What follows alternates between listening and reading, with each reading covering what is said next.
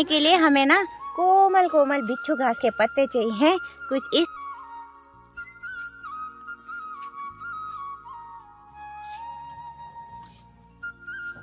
कढ़ाई में पानी तेज खौल पाते हैं, इन्हें हम कढ़ाई में डाल देंगे उबालने के लिए।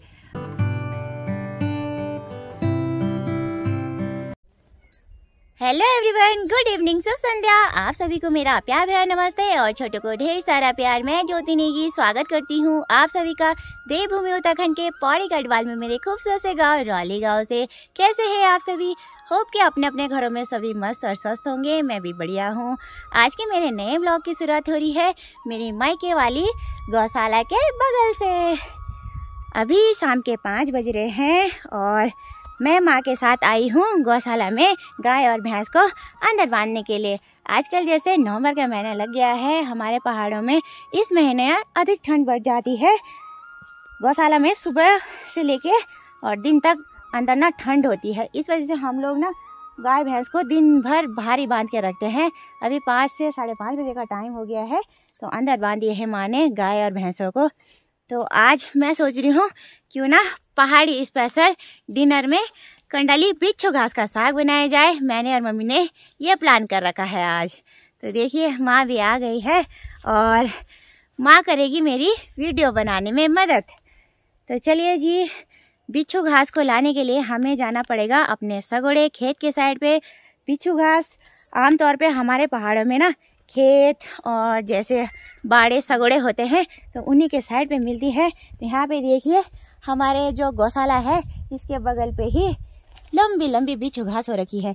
तो ये बिच्छू घास ना काफ़ी पकी है और इसका साग अच्छा नहीं बनता, तो हमें कोमल बिच्छू घास चाहिए साग बनाने के लिए। इन खेतों में देखिए आजकल गेहूं बो रखे हैं और गेहूं की जो पौध है ना काफ़ी बड़ी बड़ी हो रखी है। गेहूं के साथ इन खेतों में सरसों भी बोया गया है और सरसों भी काफ़ी बड़ा बड़ा हो गया है। मौसम की बात करें तो ठंडा ठंडा मौसम हो रखा है। साथ में घाटी में अब थोड़ी देर बाद सनसेट भी होने वाला है उस साइड से। यहाँ पे देखिए कोमल कोमल बिच्छू घास हो रखी है, तो हमें कुछ इस तरीके की ही बिच्छू घास चाहिए साग बनाने के लिए। ये बिच्छू घास कट रखी है तो यहाँ पे ये दोबारा मोलार आ रखा है इस बिच्छू घास पे। तो चलिए जी, यहीं से हम थोड़ी सी साग बनाने के लिए बिच्छू घास निकालेंगे जितनी हमें चाहिए। बिच्छू घास निकालने के लिए मैंने घर से ये रिंगाल से बनी हुई टोकरी ला रखी है। हमारी पहाड़ी भाषा में इस टोकरी को कंडी व टोकरी बोलते हैं। और बिच्छू घास ना हाथ से नहीं निकाली जाती, उसे निकालने के लिए मैंने एक दराती ला रखी है, साथ में एक चिमटा। साग बनाने के लिए हमें ना कोमल कोमल बिच्छू घास के पत्ते चाहिए कुछ इस तरीके के। तो यहाँ पे देखिए ये बिच्छू घास ना हाथ से नहीं निकलती क्योंकि इस पे कटीलेदार कांटे होते हैं, ये जो वाइट कलर के दिख रहे होंगे आपको। तो ये अगर स्किन पे चुभ गए ना तो बिल्कुल फुरफुरे फुफूंदी जैसे उड़ जाते हैं स्किन पे। और हमारे पहाड़ में ना जब बच्चे कहना नहीं मानते ना, छोटे छोटे बच्चे, तो उन पे ये कंडाली लगाई जाती है इन्हें डराने के लिए। पढ़ाई के टाइम पे जब पढ़ाई नहीं करते, बचपन में हमने इस कंडाली से बहुत मार खा रखी है माँ की। और स्कूल में गुरुजी भी हमें इसी कंडाली से डराते थे। तो आए ना बचपन की कुछ यादें भी ताज़ा हो गई इस कंडाली को देख के। ये देखिए, तो माँ ही निकाल रही है पत्ते। माँ ना अच्छे से निकाल लेंगी पत्ते क्योंकि उनको थोड़ा पता है कि कैसे कैसे पत्ते चाहिए होते हैं साग बनाने के लिए। तो काफ़ी सारी कंडाली निकाल के इस टोकरी में इकट्ठा कर ली है हमने। कंडाली के साथ हम थोड़े से सरसों के पत्ते भी डालेंगे। तो इन गेहूं के खेतों में काफ़ी बड़े बड़े सरसों के ये जो पौधे हो रखे हैं। तो चलिए ये कोमल कोमल सरसों को निकाल लेंगे हम यहाँ से। सरसों में भी काफ़ी आयरन होता है और कंडाली के साग के साथ इसका स्वाद गजब का होता है।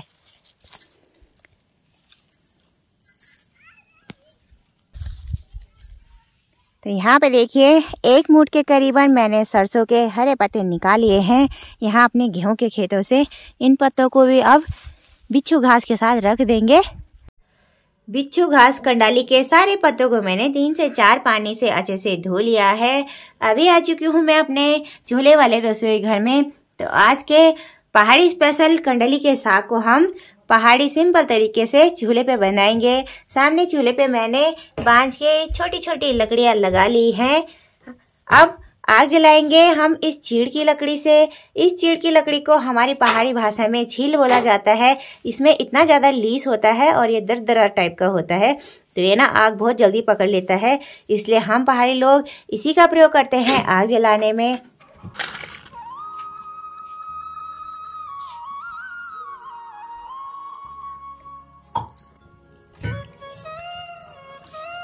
पे शानदार सी आग जल चुकी है। अब बिच्छू घास का साग बनाने से पहले हमें इस लोहे की कढ़ाई में गर्म पानी करना पड़ेगा। तो चलिए जी, यहाँ पे कढ़ाई में मैंने 3 से 4 लोटे पानी पहले ही डाल दिए थे। यहाँ पे देखिए इस लोटे से डाले हैं मैंने 4 लोटे पानी। और अब इस पानी को बिल्कुल गरम तेज उबलता हुआ खौलता हुआ कर लेंगे। कढ़ाई में पानी तेज खौलता हुआ गरम हो चुका है। यहाँ पे मैंने चूल्हे में बांस की लकड़ियाँ लगा रखी थी। बांस की लकड़ियों की तेज आंच होती है, इसलिए कढ़ाई में पानी 2 ही मिनट में खौलता हुआ हो चुका है। अब जो ये कंडाली के पत्ते हैं इन्हें हम कढ़ाई में डाल देंगे उबालने के लिए। और यहाँ पे देखिए मैंने चिमटा ले रखा है। चिमटे की मदद से ही मैं इन सारे पत्तों को कढ़ाई में डाल दूंगी एक एक करके। हमारे पहाड़ों में जो एक कंडली बिच्छू घास का साग है, इसे अलग अलग तरीके से बनाया जाता है। कई जगह तो जो ये बिच्छू घास के कांटे हैं इन्हें ना आग में ऐसे भून के इन कांटों को पहले जलाया जाता है, तब जाके इन्हें उबाला जाता है कढ़ाई में। लेकिन हम ना सीधा इन सारे पत्तों को पहले ही उबाल लेंगे। अब बच रखे हैं इस बर्तन में पालक और सरसों के पत्ते। तो यहाँ पे ये पालक और सरसों के पत्ते कोमल हैं, तो सारे पत्तों को हम काटेंगे नहीं, ऐसे ही सीधा कढ़ाई में डाल देंगे उबालने के लिए। अब कढ़ाई को इस थाली से ढक लूँगी और करीबन 10-15 मिनट तक अब उबलने के लिए छोड़ देंगे बिच्छू घास को। जब तक सामने चूल्हे पे बिच्छू घास के पत्ते उबल के तैयार होते हैं, तब तक मैं तड़का बनाने के लिए कुछ कलियां लहसुन की बारीक काट लेती हूँ। यहाँ पे मैंने लहसुन पहले छिल ली है और ये लहसुन हमारे अपने घर की ही है। अब लहसुन की सारी कलियों को मैंने छोटे छोटे टुकड़ों में काट लिया है। चलिए जी, यहाँ पे मैंने मंडवे और गेहूं के आटे का डो बना के रोटियां बनाने के लिए तैयार कर लिया है। सामने चूल्हे पे बिच्छू घास के पत्तों को उबलते हुए करीबन 15 मिनट हो चुके हैं। अब कढ़ाई से ढक्कन हटा के चेक कर लेंगे कि पत्ते अच्छे से उबले कि नहीं। तो यहाँ पे देखिए पत्ते ना अच्छे से उबल चुके हैं और जिस टाइम हमने पत्तों को डाला था उस टाइम फुल कढ़ाई हो रखी थी। उबलने के बाद पत्तों की जो क्वांटिटी है काफ़ी कम हो गई है। एक बार हम पलट के भी देख लेते हैं पत्तों को कि अच्छे से उबले कि नहीं। तो सारे पत्ते ना अच्छे से उबल चुके हैं, चिमटे से ही मैश हो जा रहे हैं। यहाँ देखिए कढ़ाई में। अब हम कढ़ाई को चूल्हे से नीचे उतार लेंगे। कढ़ाई से मैंने बिच्छू घास के सारे पत्तों को इस प्लेट में निकाल लिया है। उबले हुए बिच्छू घास के पत्तों से मैंने सारा एक्स्ट्रा पानी हटा दिया है। अब इन पत्तों को हम यहाँ पे सिलबट्टे पे बारीक करके पीस लेंगे। साग बनाने से पहले पत्तों में काफी गर्म भाप निकल रही है, पत्ते काफी गर्म हो रखे हैं, तो हाथ जलने का डर भी है पीसते टाइम। तो हम पहाड़ी लोग ना कंडाली के साग को बनाने से पहले बारीक करके सिलबट्टे में पीसते हैं और सिलबट्टे में पिसा गया कंडाली का साग का स्वाद गजब का होता है। तो चलिए जी, अब इन पत्तों को बारीकी से पीस लेंगे पहले।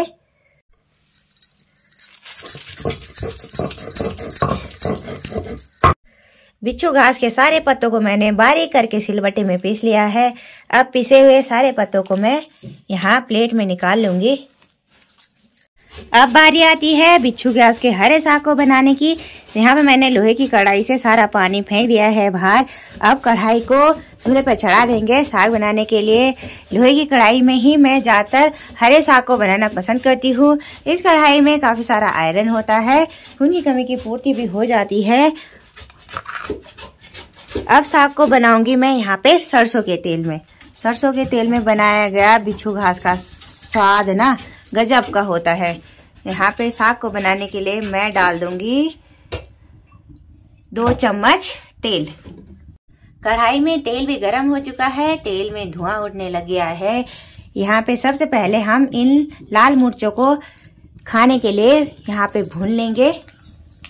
मिर्च भी अच्छे से भून चुकी है। भुनी हुई मिर्चों को अब हम कढ़ाई से निकाल के सामने पैन में रख देंगे। मिर्च मैंने सामने पैन में उतार ली है। अब तड़का लगाएंगे हम सरसों के दाने का। साथ में डाल देंगे कुछ भांग के दाने,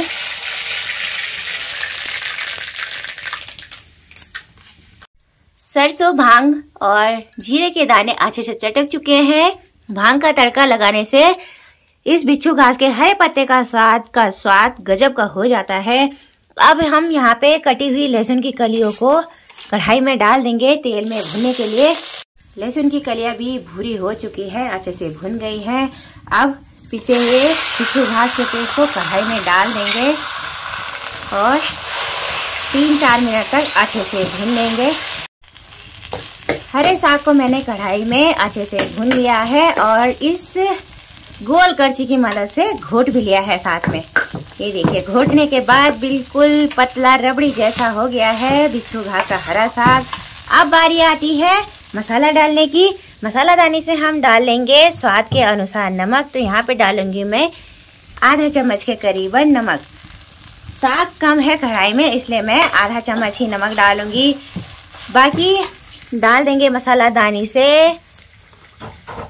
आधे चम्मच के करीबन लाल मिर्ची पाउडर। बाकी कंडाली के हरे साग में मैं किसी भी प्रकार के मसाले का प्रयोग नहीं कर रही हूँ, क्योंकि मसाले डालने से ना जो ये बिच्छू घास का स्वाद होता है ना वो खराब हो जाता है। और हम पहाड़ी लोग सिंपल तरीके से इस बिच्छू घास के साग को बनाते हैं, जिस तरीके से मैं अभी बना रही हूँ। अब बनाने जा रही हूँ मैं सामने चूल्हे पे रोटियां। तवा मैंने चढ़ा दिया है, तवा गरम भी हो गया है। तो चलिए जी अब रोटियां बना लेते हैं।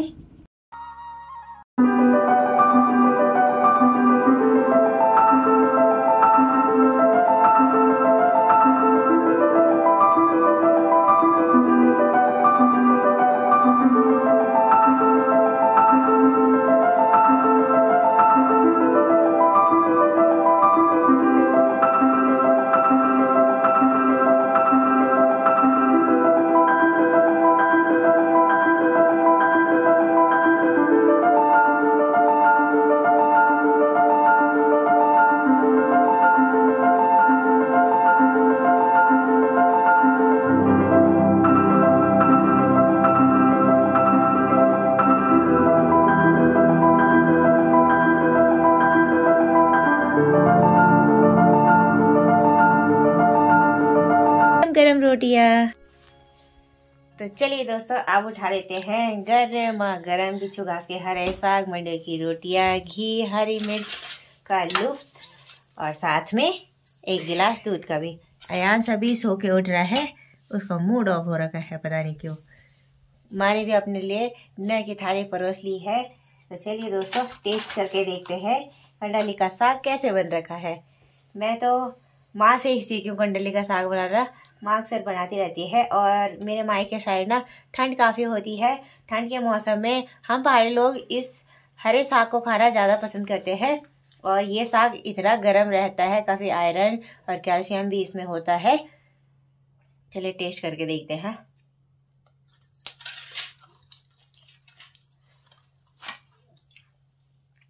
इस साग का स्वाद इतना गजब का होता है ना, जिसकी हम सभी कल्पना भी नहीं कर सकते और शब्दों में बयां करना तो बहुत ही मुश्किल होता है। इतना टेस्टी होता है ये साग। तो दोस्तों आप भी जरूर ट्राई करें जिस तरीके से मैं इस बिच्छू घास के साग को बनाती हूँ। ये रेसिपी बहुत ही आसान तरीके से बनती है और बनाने में भी इसे बहुत कम टाइम लगता है। मसालों की बात करें तो मसाले इसमें नमक मिर्च ही लगता है, बाकी घर में जो हमारे यूज़ होते हैं वही लगते हैं। तो माँ ने भी स्टार्ट कर दिया है, मैं भी कर लेती हूँ लंच, साथ में अपने बेटे को भी खिला लेती हूँ। वीडियो को मैं ज्योति ने की यहीं पे क्लोज कर देती हूँ। आई होप कि आपको मेरा आज का ब्लॉग पसंद आया होगा। थोड़ा सा भी पसंद आया हो तो लाइक शेयर कमेंट्स करें। साथ में जो यूट्यूब चैनल पे नए हैं चैनल को जरूर सब्सक्राइब करें। मिलते हैं दोस्तों किसी नेक्स्ट अच्छी सी वीडियो के साथ। तब तक के लिए बाय बाय।